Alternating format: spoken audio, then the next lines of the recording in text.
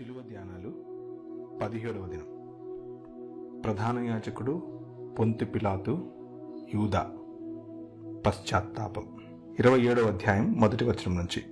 ఉదయం అయినప్పుడు ప్రధాన యాజకులను ప్రజల పెద్దలందరూ యేసును చంపవలనని ఆయనకు విరోధముగా ఆలోచన చేసి ఆయనను బంధించి తీసుకొని పోయి అధిపతి అయిన పొంతి పిలాతునకు అప్పగించిరి. అప్పుడు ఆయనను అప్పగించిన యూదా ఆయనకు శిక్ష విధింపబడగా చూచి పశ్చాత్తాపపడి ఆ 30 వెండి నాణములు ప్రధాన యాజకుల యొద్దకును పెద్దల యొద్దకును మరలా తెచ్చి, నేను నిరపరాధ రక్తమును అప్పగించి పాపము చేసి తినని చెప్పెను. వారు దానితో, మాకేమి, నీవే చూచుకొమనమని చెప్పగా అతడు ఆ వెండి నాణములు దేవాలయములో పారవేసి పోయి ఊరిపెట్టుకొనెను. చాలా పశ్చాత్తాపానికి చెందినటువంటి ఘట్టానికి వచ్చాం. శిలువ మార్గం లేటుగా అయినా చివరికి యూదాకు అర్థమైంది. శిలువ మార్గములో ఒక సామాన్యమైన, పవిత్రమైన, దోషారోపణ లేని, దోషములు లేని నిరపరాధికి శిక్ష పడే క్రమంలో ఆయన ఉపయోగపడినందుకు యూదా పశ్చాత్తాపడుతున్నాడు. కానీ ప్రధాన యాజకుడు, ప్రధాన యాజకుడు అన్నీ తెలిసినవాడు. ప్రధాన యాజకుడికి తెలుసు ఆయనలో ఏ దోషం లేదని. ప్రధాన యాజకుడు మతంలో ఎంతగా ఇరుక్కుపోయాడు అనంటే, ఆ మతం ఆయనకు నిజాన్ని చూడనివ్వట్లేదు. ఆ మతం ఎంతగా ఆయన కళ్ళు మొబ్బులు కమ్మేలా చేసింది అనంటే, స్వయంగా పట్టించిన వ్యక్తి ఆయన దగ్గరికి వచ్చి, నేను నిరపరాధి అయిన వ్యక్తిని పట్టించాను, నిరపరాధ రక్తమును అప్పగించి పాపం చేశాను అని ఒప్పుకుంటూ ఉంటే, నిరపరాధ రక్తమును అప్పగించి పాపం చేశాను అని ఒప్పుకుంటూ ఉంటే కూడా, అయితే మాకేంటి, మాకు కావాల్సింది నువ్వు చేశావు అన్న ధోరణిలో ఆయన మాటను లెక్కించుకోలేదు, పట్టించుకోలేదు. పొంతి పిలాతు ఇంకొక రకమైన వ్యక్తి. పిలాతుకు ఇందులో సంబంధం లేదు. పిలాతు రోమా సామ్రాజ్యానికి ప్రతినిధి. తరువాత మనం చూసేటటువంటి సంభాషణలు మనం చూస్తాం. ఆ తర్వాత జరిగే సంభాషణల్లో రాజ్యాధికారము, రాజ్య ప్రతినిధుల యొక్క సంభాషణలు మనం చూస్తాం. కానీ పిలాతు ప్రధాన యాజకుడు తీసుకుని వచ్చే ఒత్తిడికి లొంగిపోయినట్లుగా మనకు కనిపిస్తోంది. ఆ తరువాత ఒక రకంగా ఆయనకు సంబంధించినటువంటి శిక్షాస్మృతి నుంచి శిక్ష విధింపబడబోయే క్రమంలో ఆలోచించినప్పటికీ, పిలాతు సైతం, అనగా ఈ లోక మర్యాదలో ఉన్నటువంటి అధికార యంత్రాంగం సైతం క్రీస్తును శిక్షించటానికి ఒప్పుకోవట్లేదు. అప్పగించిన వ్యక్తి ఏమో పశ్చాత్తాపడుతున్నాడు. మత పెద్ద మాత్రం దానికి ఏమాత్రం జంకటం లేదు. మత పెద్దకు మాత్రం ఏం కావాలి, ఉదయమైనప్పుడు ప్రధాన యాజకులను ప్రజల పెద్దలందరూ యేసును చంపవలనని ఆయనకు విరోధముగా ఆలోచన చేస్తున్నారు. యేసును చంపటమే మతానికి ఉన్నటువంటి ప్రధాన లక్ష్యం. ప్రజల పెద్దలకు ఉన్నటువంటి ప్రధాన లక్ష్యం యేసును చంపటమే. సో పశ్చాత్తాపడినటువంటి యూదా మాత్రం వెండి నాణెములు దేవాలయంలో పారవేసి పోయి ఊరిపెట్టుకుంటున్నాడు.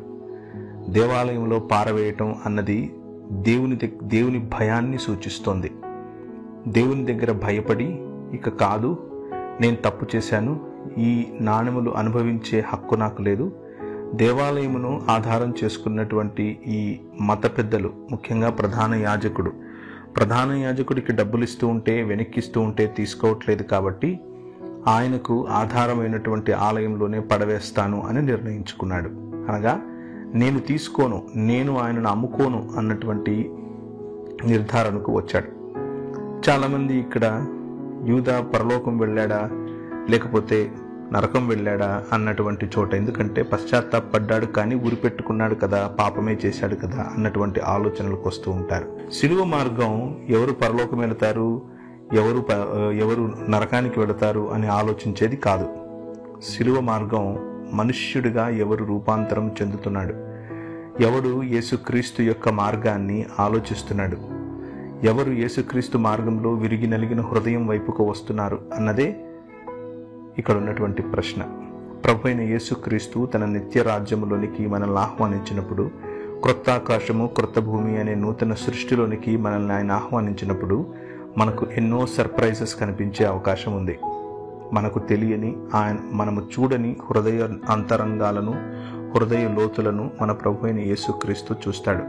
ఈ శిలువ మార్గంలో ఈరోజు మనం ఆలోచించాల్సిన విషయం, మనము ఉపవసించాల్సినటువంటి అంశాలు కొన్ని ఉన్నాయి. ఒకవేళ వెండి నాణెముల కోసం మనం మన సొంత వారిని అమ్ముకునేటటువంటి, లేకపోతే ఎవరికైనా ద్రోహం చేసినటువంటి దాఖలాలు మన జీవితాల్లో కనిపిస్తే, కొద్ది రూపాయల కోసమో, కొంచెం కీర్తి కోసమో, కొంచెం ఈగో కోసమో మనం ఒకవేళ ఎవరినైనా మోసగించినట్లు, ఒకరి వెనుకాల మనం మాట్లాడినట్లు, ఒకరిని దూషిస్తూ మాట్లాడినట్లు, ఒకరిని అమ్ముకున్నట్లు, ఒకరిని మనల్ని నమ్ముకున్న వారిని పరుషంగా మాట్లాడినట్లు, మనల్ని నమ్ముకున్న వారిని అధికార దాహంతో తక్కువ చేసి చూపించేలా మాట్లాడినట్లు మనకు అనిపిస్తే, పశ్చాత్తాపం అన్నది శిలువ మార్గం. ఈరోజు ఉన్నటువంటి ఈ సోషల్ మీడియా, లేకపోతే ఈరోజు ఉన్నటువంటి పబ్లిక్లో మనం మాట్లాడే మాటలు ఒకసారి జ్ఞాపకం చేసుకుంటే, అవతలి వారి నుంచి మెప్పు పొందటం కోసం, అవతలి వారి నుంచి ఏదో కొద్దిగా లాభం పొందటం కోసం, కొన్నిసార్లు మనల్ని మనం గొప్పగా చూపించుకోవటం కోసం, మనల్ని మనం మిగిలిన వారి కంటే శ్రేష్టంగా చూపించుకోవటం కోసం మన పొరుగు వారిని అమ్ముకుంటాం. మన పొరుగు వారిని, మనం నమ్ముకున్న వారిని మనం తక్కువ చేసి మాట్లాడే ప్రయత్నం చేస్తాం.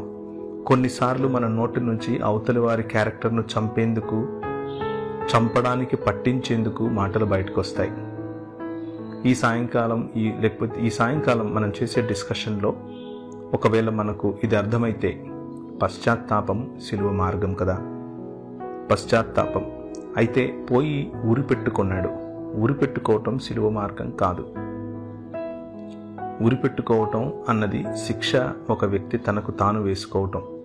అందుకు ఆ వ్యక్తికి హక్కు లేదు. పూర్తిగా తీర్పు తీర్చే హక్కు కేవలము దేవునికి మాత్రమే ఉంది అన్న విషయం మర్చిపోయాడు యూదా. కనీసం అలాంటి పశ్చాత్తాపం వైపుకు వెళుతున్నాడు, కానీ ప్రధాన యాజకుడు మరియు ప్రజల పెద్దలు మాత్రం ఆ వైపు కూడా ఆలోచించట్లేదు. పశ్చాత్తాపము లేదు, తిరిగి ఆలోచించటము లేదు. వారికి ఒకటే కసి కనిపిస్తోంది. ఆ కసి ఏమిటి? యేసును చంపాలి. ప్రధాన యాజకులకు ఉన్నటువంటి ఏకైక కసి యేసును చంపాలి. ఇది మనం ఉపవేశించాల్సినటువంటి అంశం. ఈ 40 దినాల మన ఆలోచనలో, ఈ 40 దినాల మన శిలువ ధ్యానాలలో శిలువ మార్గాన్ని మనం ఆలోచిస్తూ ఉండగా మనం గుర్తు చేసుకోవాల్సినటువంటి అంశం,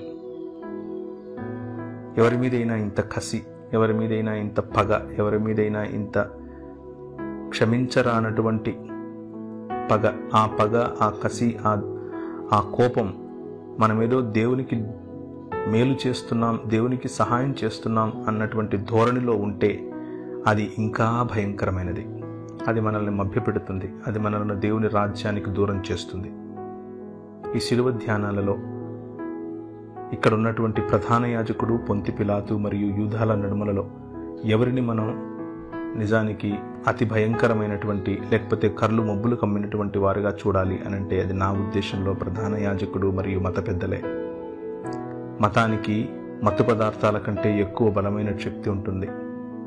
ఒక నిజమైన మనిషిని చంపటానికి ఎన్ని కుయుక్తులైనా పన్నుతుంది. అటువంటి మతం నుంచి ఈ శిలువ మార్గం మనల్ని విడిపించునుగాక. కృపగలిగిన తండ్రి, మత మార్గం విడిచిపెట్టి మనుష్యత్వం వైపుకు, నిన్ను పోలిన నీ మార్గం వైపుకు మేము నడువునట్లు మమ్మను ఆశీర్వదించమని యేసు నామములో